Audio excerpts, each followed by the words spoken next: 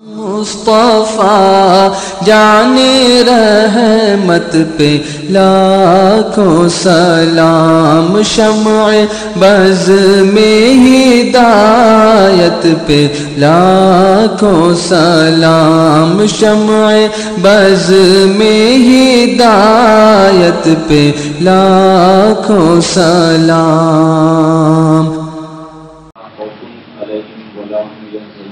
صدق اللہ مولانا العلی العظیم وصدق نبیہ الامین المختار الکریم ونحن ولا ذلك من الشاهدین والشاکرین والحمد للہ رب العالمین۔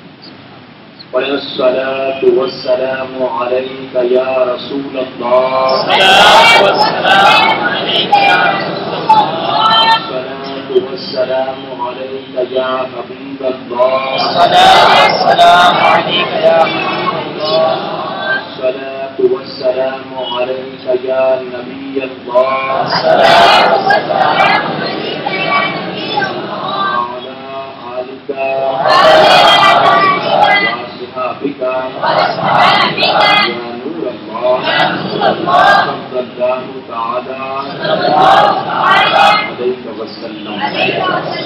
رب کعبہ کی بارگاہ میں دعا ہے، مولا اپنے حبیب صاحب دولت صلی اللہ علیہ وسلم کی خدمت میں ہم گناہ گاروں سیاہ کاروں کو خیر واقف کے ساتھ مولا تو شب معراج نصیب فرما، ہمیں معراج کے تحفے کا صحیح طور پر حق ادا کرنے کی توفیق عطا فرما، اور خیر واقف کے ساتھ ہمیں ماہ شعبان و ماہ رمضان بھی نصیب فرما۔ میرے پیارے آقا علیہ الصلوۃ والتسلیم کے پہلوانوں، تاخیر سے آنے کے لیے معذرت چاہتا ہوں، ساتھیوں نے شاید بتایا ہوگا، نہیں تو میں بتا دوں کہ سنی دعوت اسلامی کے مبلغ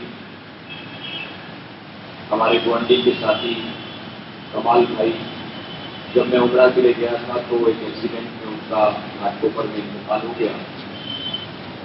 آج ان کے اشارے ثواب کے لیے ایک تعزیتی محفل رکھی گئی تھی گوانڈی میں، اور مجھے وہاں تقریباً 8:15 تک پہنچنا تھا۔ میرے پیارے آقا علیہ الصلوۃ والتسلیم کے پہلوانوں، بعد نماز عشاء قاری الحاج محمد رضوان خان صاحب کا پروگرام تھا وہاں پر اشارے ثواب کے لیے، لیکن ساتھیوں نے ضد کیا اور وہ بار بار سمجھانے کے باوجود نہیں مانے، تو عشاء کی نماز کے بعد 15 منٹ وہاں تقریر کرنے کے بعد وہاں سے نکلا اور آپ کے سامنے پہنچنے میں تاخیر ہوئی۔ بہرکیف میرے پیارے آقا علیہ الصلوۃ والتسلیم کے پہلوانوں دیر سے آیا ہوں، لیکن کچھ اہم باتیں پیش کرنی تھی اس لیے میں آیا، ورنہ میں یہ بھی کہہ سکتا تھا کہ میں آج نہیں ہوں گا، آپ لوگ سمجھ لیجیے میں اگلے جمعہ آؤں گا، لیکن چونکہ اہم باتیں تھی اس لیے آنا ضروری تھا۔ اگر آپ کی اجازت ہو تو کچھ باتیں بتاؤں، ورنہ اگلے جمعہ سنیں گے انشاءاللہ۔ سنیں گے آپ انشاءاللہ؟ اب آپ اتنی دیر سے انتظار کرتے بیٹھے رہے، اور اس لیے ضروری ہے کہ میرے پیارے آقا علیہ الصلوۃ والتسلیم کے پہلوانوں ایک اہم اور بڑی عظیم نیاز جسے عام طور پر لوگ کنبے کی نیاز کرتے ہیں، تو آج میں نے اس کو اپنا موضوع سخن بنایا ہے۔ اگر میں اگلے جمعہ کو آپ کو کنبے کی نیاز کے حوالے سے بتاؤں تو اس وقت بہت دیر ہو چکی ہوگی اور ہم لوگ اکثر نیاز کر چکے ہوں گے، تو اس لیے آج ضروری ہے کہ ان باتوں کو سمجھیں کہ اس نیاز میں ہمیں کیا کچھ کرنا چاہیے اور کیا کچھ نہیں کرنا چاہیے، اور نظر و نیاز کا فائدہ کیا ہے۔ میرے پیارے آقا کے پہلوانوں، زیادہ تمہید میں نہ جاتے ہوئے میں آپ سے صرف اتنا کہنا چاہوں گا کہ وہ دوسرے عقائد والے جو ہیں جن کے نزدیک اصالے ثواب پہنچانا یا نظر و نیاز کرنا یہ ثابت نہیں ہے یا اس سے وہ منع کرتے ہیں، الحمدللہ ہم خوش عقیدہ سنیوں کا معاملہ ان کی طرح نہیں ہے۔ ہمارے یہاں پر ہمارا یہ عقیدہ ہے، اور ہمارا عقیدہ یہ من گڑت قصے کہانیوں کی بنیاد نہیں، قرآن و حدیث سے ثابت ہے کہ مرنے والوں کی طرف سے اگر کوئی نیکی کا کام کیا جائے تو اللہ اس کا پورا پورا ثواب انہیں عطا فرماتا ہے۔ اور میرے پیارے آقا کے پہلوانوں، جب ہم نیاز ہو یا عرس ہو یا لنگر ہو یا دیگ ہو یا فاتحہ ہو، یہ کوئی بھی اہتمام ہو اس طرح کا، اگر ہم اپنے عام مرحومین کی طرف سے کریں، نانا دادا دادی والد والدہ بھائی بیوی بچے، عام مرحومین کی طرف سے کریں تو اللہ تبارک تعالیٰ اس کے عوض میں ان کے گناہوں کو معاف فرماتا ہے۔ اگر قبر پر عذاب ہو رہا ہو تو اللہ ان کے قبر کے عذاب کو ٹال دیتا ہے، لیکن اگر یہی سارا کام ہم کسی اللہ والے کی طرف سے کرائیں، اولیاء اللہ کی طرف سے کرائیں، صحابی رسول تابعین تابعین کی طرف سے کرائیں، تو اس کی بنیاد اللہ تبارک تعالیٰ اپنے ان محبوبین کے درجات کو بلند فرماتا ہے۔ ان کی قبر تو آلریڈی جنت کا باغ ہوتی ہے، ان کے قبر میں تو پہلے سے رحمت برس رہی ہوتی ہے، تو لوگ کہتے ہیں پھر ان کی طرف سے کیوں کرتے ہو؟ آپ ان کی طرف سے کرتے ہو تو معاذ اللہ آپ کا یہ ماننا ہے کہ وہ بھی عذاب قبر میں مبتلا ہیں، معاذ اللہ۔ ان کی طرف سے کرنے کی ضرورت کیا ضرورت ہے خواجہ غریب نواز کے نام نیاز کرنے کی؟ کیا ضرورت ہے شہداء کربلا کی طرف سے نیاز کرنے کی؟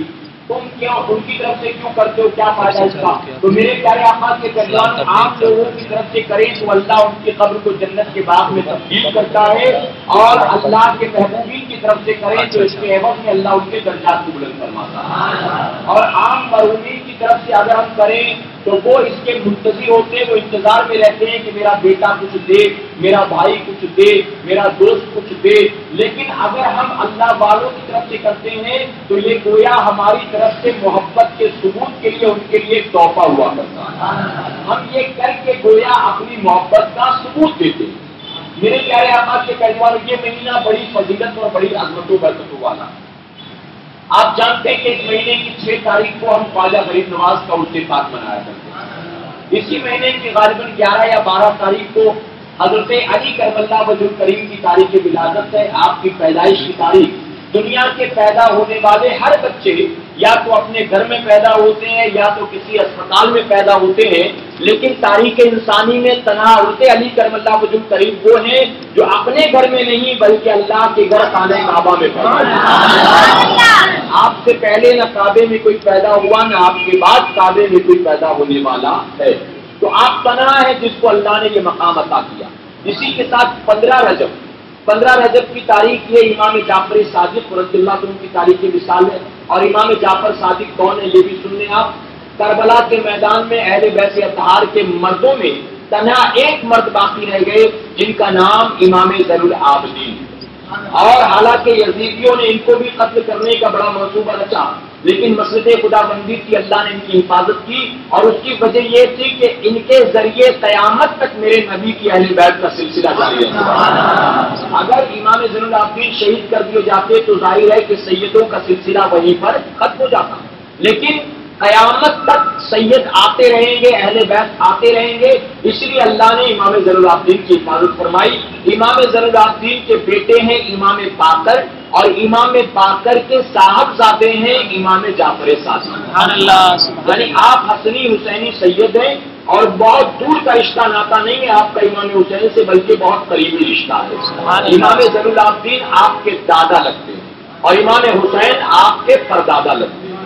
میرے پیارے آقا کے پیغمبروں، 15 رجب آپ کی تاریخ مثال، 22 رجب کی تاریخ جو ہمارے سامنے سے آج رخصت ہے، 22 تاریخ، اسی تاریخ کو عام طور پر یہ نیاز کی جاتی ہے، جبکہ اس تاریخ کا امام جعفر صادق سے کوئی رشتہ ناتا نہیں ہے۔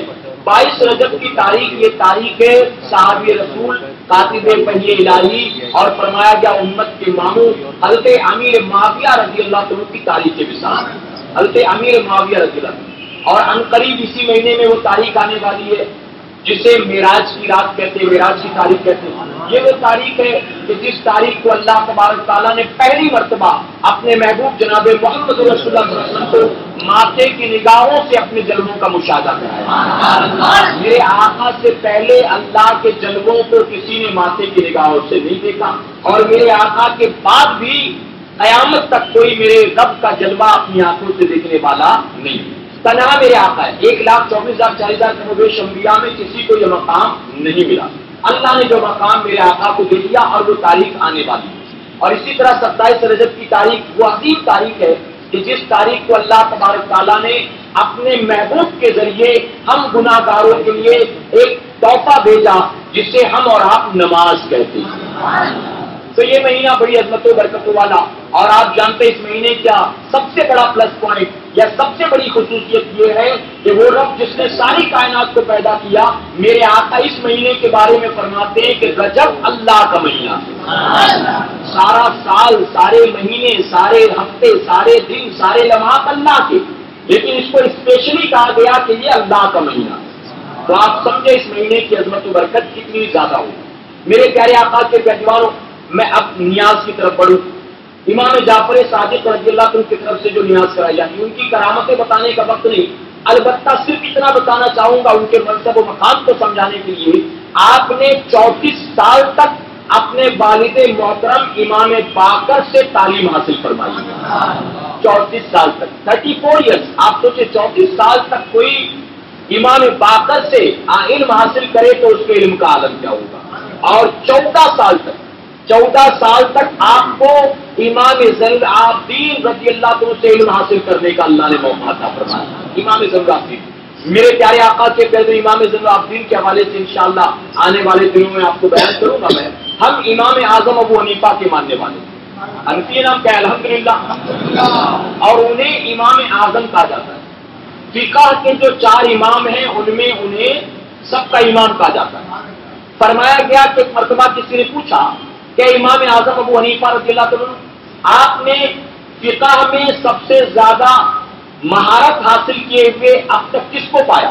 تو آپ فرماتے میرے نزدیک فقہ میں اگر سب سے زیادہ تو علم حاصل کیے ہوئے ہے تو وہ امام جعفر صادق، امام جعفر صادق، یعنی ہمارے امام خود ان کی تعریف کرتے ہیں۔ ایک مقام پر کسی پوچھنے والے نے پوچھا امام اعظم ابو حنیفہ سے، آپ کی عمر کتنی؟ تو آپ کے چہرے کے، آپ کے سر کے بال سفید ہو گئے تھے، لیکن آپ فرماتے میری عمر 2 سال۔